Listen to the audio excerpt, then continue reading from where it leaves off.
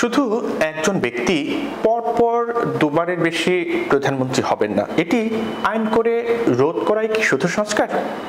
এই প্রশ্ন তুলে বিএনপির ভারপ্রাপ্ত চেয়ারম্যান তারেক রহমান বলেছেন, শুধু জাতীয় নির্বাচনের সময়ে তত্ত্বাবধায়ক সরকার ব্যবস্থা করতে হবে, অবশ্যই করতে হবে, তবে সেটি কি শুধু সংস্কার?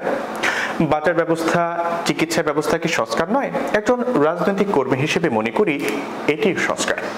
সম্প্রতি রাজধানীর গুলশান শুটিং ক্লাবের জাতীয়তাবাদী গণতান্ত্রিক আন্দোলন আয়োজিত ইফতার অনুষ্ঠানে ভার্চুয়ালি অংশ নিয়ে এই কথা বলেন তারেক রহমান। রাজনীতিবিদ ও নাগরিকদের সম্মানে এই ইফতার অনুষ্ঠানের আয়োজন করা হয়। তারেক রহমান বলেন, ২০ কোটি জনসংখ্যার এই দেশের মানুষের একটি প্রাইমারি প্রয়োজন হচ্ছে মিনিমাম চিকিৎসা ব্যবস্থা। আমরা কিভাবে আমাদের দেশের মানুষের ন্যূনতম চিকিৎসা ব্যবস্থা নিশ্চিত করব, সেই বিষয়গুলো কেন তুলে ধরছি না? সেটি কি সংস্কার নয়? আমি যে বাজার ব্যবস্থা ও উৎপাদন ব্যবস্থার কথা বলেছি, সেটি কি সংস্কার নয়?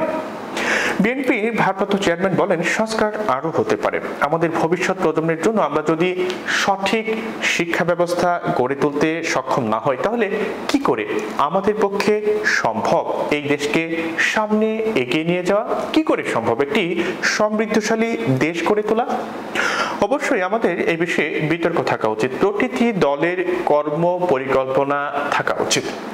নিত্য প্রয়োজনীয় দ্রব্যমূল্য নিয়ন্ত্রণ, কৃষি উৎপাদন বৃদ্ধির বিষয়ে করণীয় ঠিক করতে না পারলে দেশের সম্ভাবনা শেষ হয়ে যাবে বলেও মন্তব্য করেন তারেক রহমান। অন্যান্য বিষয়ে সংস্কারের পাশাপাশি মানুষের সমস্যা নিয়েও সমান আলোচনা হওয়া উচিত বলে তিনি মনে করেন। পরিবেশ দূষণ রোধে সংস্কার প্রস্তাব জরুরি উল্লেখ করে তারেক রহমান বলেন, পরিবেশ দূষণ অত্যন্ত তীব্র মাত্রায় হচ্ছে। সামগ্রিকভাবে সমগ্র বাংলাদেশে পরিবেশ হুমকির সম্মুখীন। রাজনৈতিক দলগুলোকে জাতির সামনে পরিবেশের ব্যাপারে সংস্কার উত্থাপন করতে হবে, কারণ দূষণের কারণে প্রতি বছর লাখ লাখ মানুষ, শিশু অসুস্থ হয়ে যাচ্ছে শারীরিকভাবে। শব্দ দূষণ, বায়ু দূষণ থেকে রাজধানী সহ গোটা দেশকে কিভাবে রক্ষা করা যায়, এই ব্যাপারে পরিকল্পনা জাতির সামনে উপস্থাপন করতে হবে।